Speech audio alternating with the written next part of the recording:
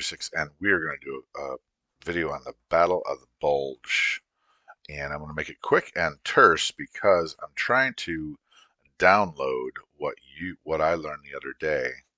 And I'll tell you, you have to be very careful because I just tried it for 3 times and talked myself into stuff I didn't exactly and was not sure of. So let's keep it simple. 10 things. This is a scenario game, not a world wide game. That's number one. Number two, the combatants are the Americans and the British here. This is British units and the Germans. Um, and number three, use supply tokens. If you have a unit that it does not connect with a supply token, either in its same um, zone, which are octagons, or the zone next to it, adjacent to it, that piece cannot move. Um, and they can only be resupplied with supplies by trucks. Now, trucks enter the game for both sides on the second turn, which means they cannot deliver. They enter. I'm sorry. They enter on the first turn, the end of the first turn. They can deliver the supplies on the second turn, which means you can't use the supplies except the ones in the startup until the third turn.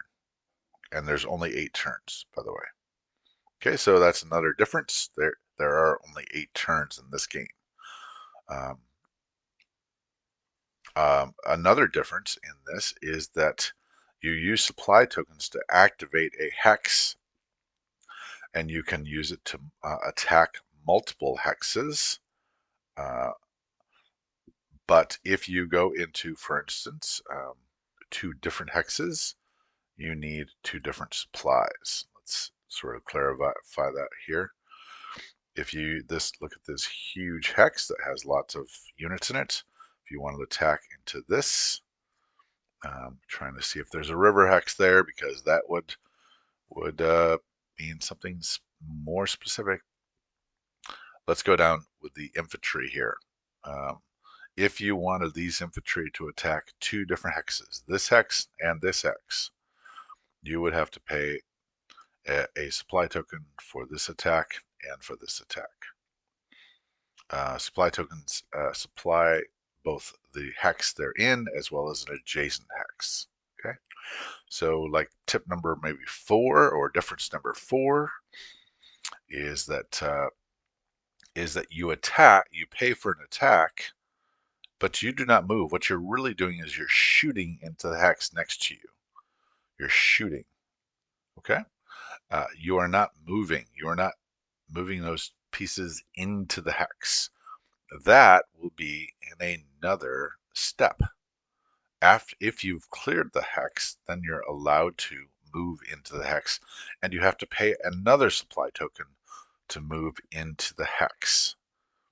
Okay, I'm doing this video because I sat down with a friend, Carnivale, and we read over this rule book for about 5 hours and tried to do the first 2 turns. And so I just want to download some of this stuff while it's fresh in my mind.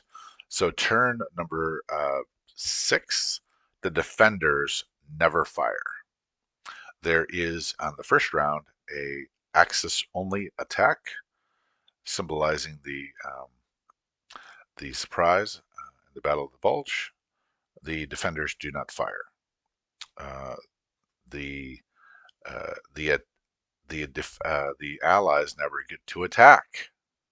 That's then you go to number 2, turn 2, and what you do is you roll for initiative, and then the attackers the side that wins attacks one hex out of 1 hex.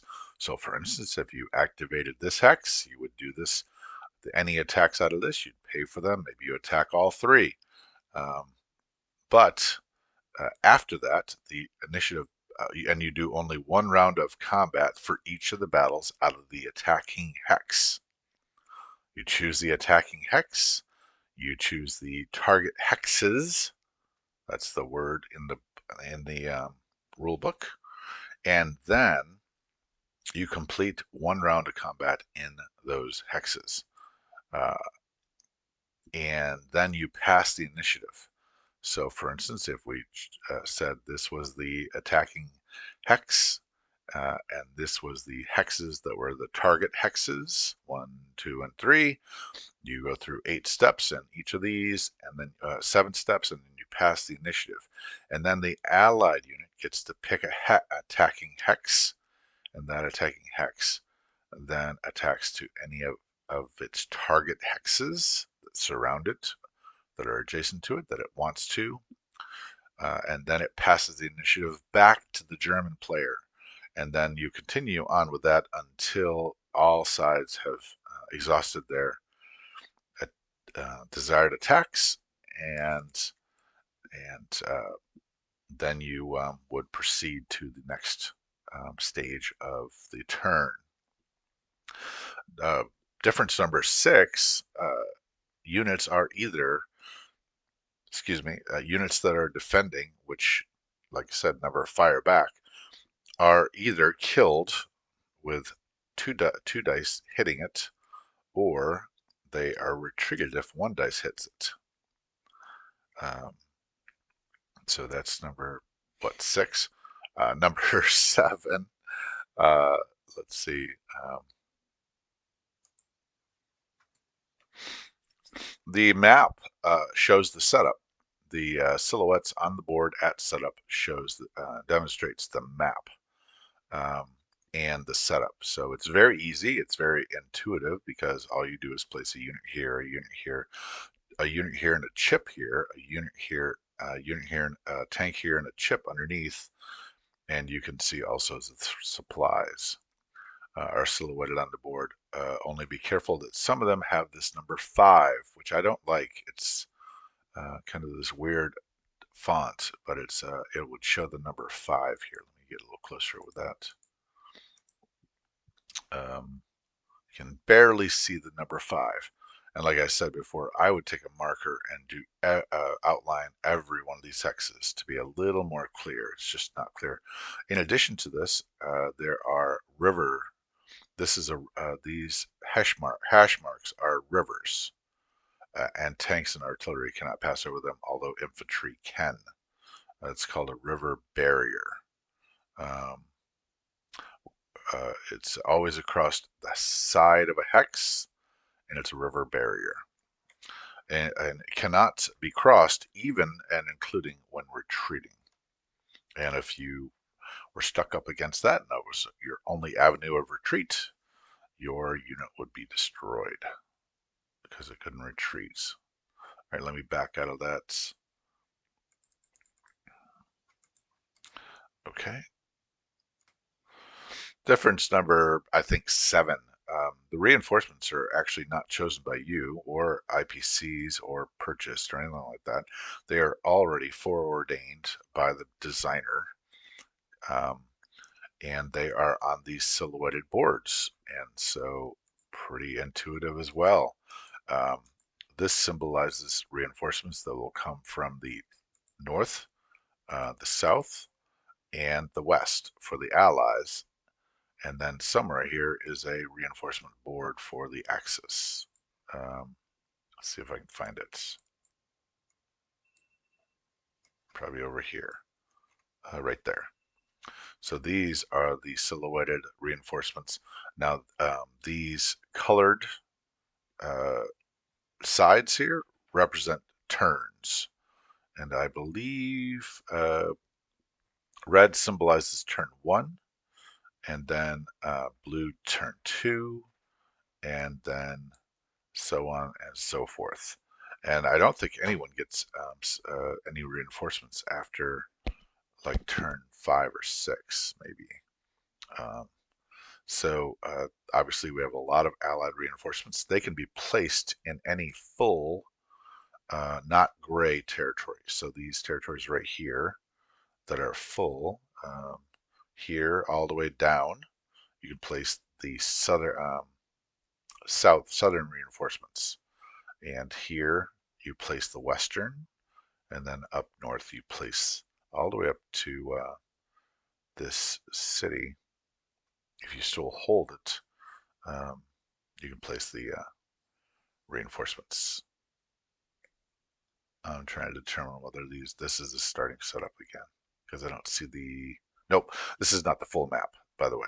So you see the full map is up here. Let's see, let's back out of this a little bit. Okay. And it's up here. There it is, right here. So if this is starting setup, you can place the allied reinforcements all here and all the way to here. If this is not taken. Uh, I guess this is the historical progress of the Axis. So the Germans can place the reinforcements anywhere um, in the grayed out, not the blue areas, but the gray areas along the side. Okay, so that is number 8. There's a bigger uh, map, uh, a bigger picture of the reinforcement charts, and each row corresponds to a particular turn. In addition, difference number like 9 or something like that, is that these units exert what's called zones of control, and any unit that moves into or even out of a zone of control. So, for instance, if your unit was right here and it tried to move out because it's moving out of a zone of control, it would have to stop.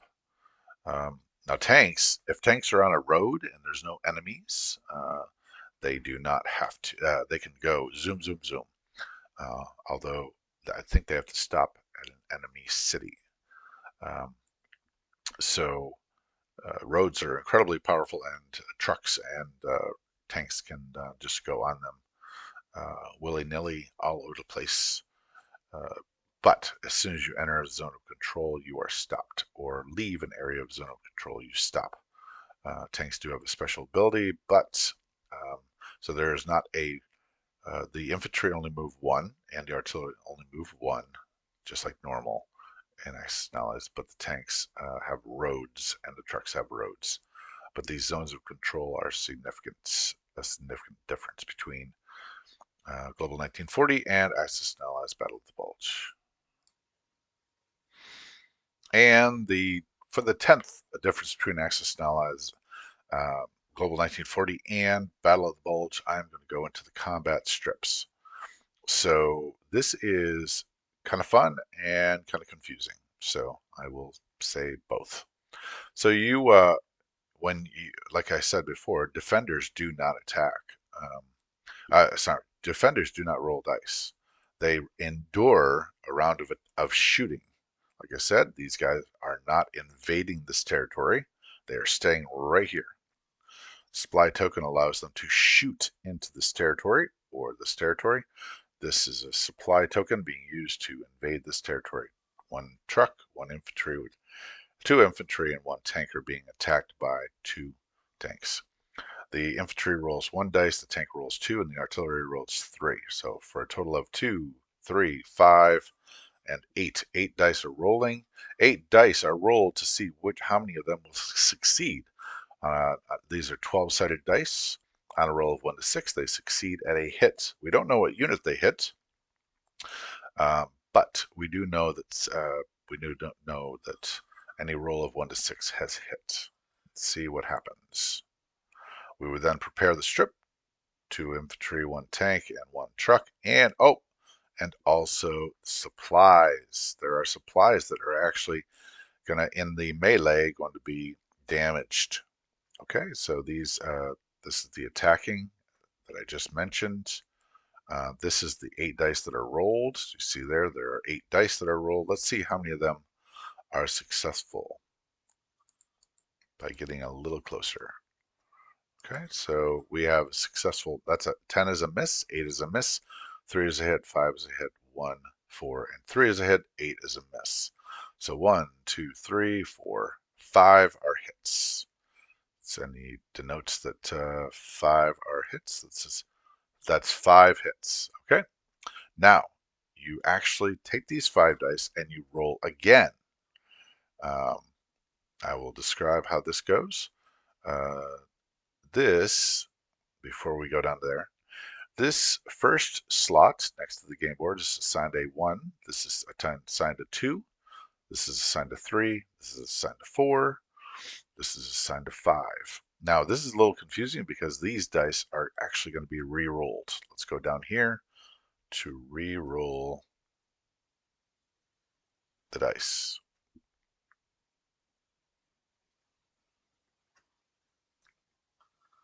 All right. You guys need to correct me if I'm wrong here, but this rule book actually is wrong in this case. So what happens is that you roll the initial um, attack roll. The attack roll will determine how many casualties you are going to take. So here is listed the the shots fall amongst the allies, and they get 5 hits.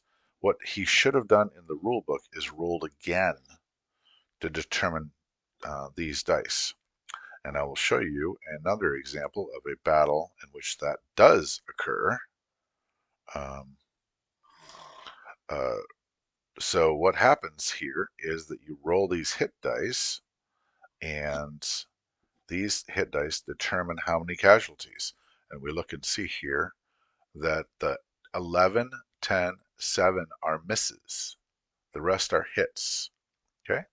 So the 10 and 11 and 7 are misses. And that clearly tells that there are 3 misses, right? Just like I said. Now what's going to happen is this is going to be counted 1, 2, 3, 4, 5, 6, 7, 8, 9, and then 10, 11, 12. Okay? So what you do is you wrap the numbers around. And that's what's wrong about this example is that this should have been 1, 2, 3, 4, 5, 6, 7, 8, 9, 10, 11, 12. And um, I don't know how many supplies are right here, but this represents multiple supplies. But every time it comes around, a supply is destroyed. Okay? Trucks and supplies take only 1 dice to kill. Infantry, tanks, and artillery take 2 dice to kill. And so let's get past that wrong example in the rule book. And we see that this is 7 hits, and let's assign those 7 hits. We'll see here that the 6, the number corresponding to the 6 is going to be destroyed because it got 2 hits. But because there are 12 dice to assign, there are not 12 spaces. Some of these dice are going to wrap around. 1, 2, 3, 4, 5, 6, 7, 8, 9, 10, 11. So 12. So the 3 and the 12 are going to receive. This is the 3 and the 12, and this is going to die. And I believe there's another one. The 11 and 2, this would be 1 and 10. Let's go down and see what happens. It looks like to me a tank, infantry, and a truck are killed. And indeed, that is what happened. The tank, infantry, and truck are killed. 1, 2, 3, 4, 5. 1, 2, 3, 4, 5, 6, 7, 8, 9, 10, 11, 12. Okay, so because some of these received only 1 hit, they're retreated. Let's go check that out. 1, 2, 3. There's no 1 and 2s, but there is a 3. This 3 is potentially retreated, but it's going to be killed by the 12. This 2 doesn't. This 2 gets an 11. This 2 is also 11. 1, 2, 3, 4, 5, 6, 7, 8, 9, 10, 11. This 11 is going to be retreated. 4, 5, is there a 5? 6, 7. The 7 is going to be retreated because it gets 1 hit. 8, nope. 9 trucks die with 1 dice. And that's what happened. Infantry and artillery are retreated.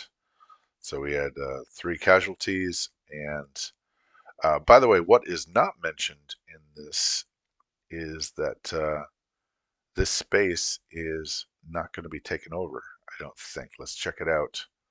Um, one of the artilleries uh, does not get hit or retreated. Therefore, these units cannot move into the space. Notice he's shooting into the space.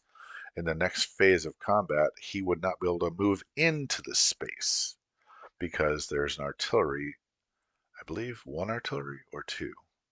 Two artillery. There's an artillery and infantry that have not been retreated or killed. And I think there's a tank as well. Yep, there's a tank as well. Infantry, artillery, and tank that have not been injured or killed, and so they are. This space is occupied and cannot be moved into in the next sequence. Movement and reinforcements. Okay, so the the the rule book is at least wrong in this example, and it's very terse.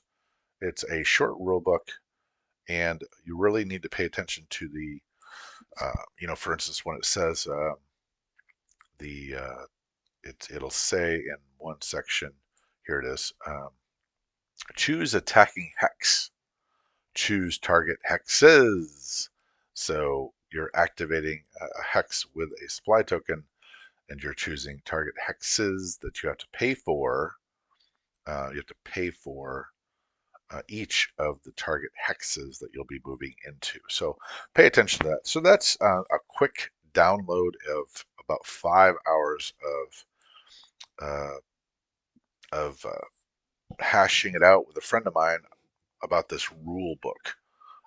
It's a it's it the complexity of this game has the potential of being just mind blowing in complexity. It really is a 3D chess kind of idea, and I am looking forward to actual gameplay. I think actually what we're going to do is we're going to work out the first turn and just do the first turn about 5 times, because what you're trying to do is stay close enough to these supply tokens that the Germans can actually make an advance. And that first turn really has to be figured out so that you don't get units that are just sort of stuck.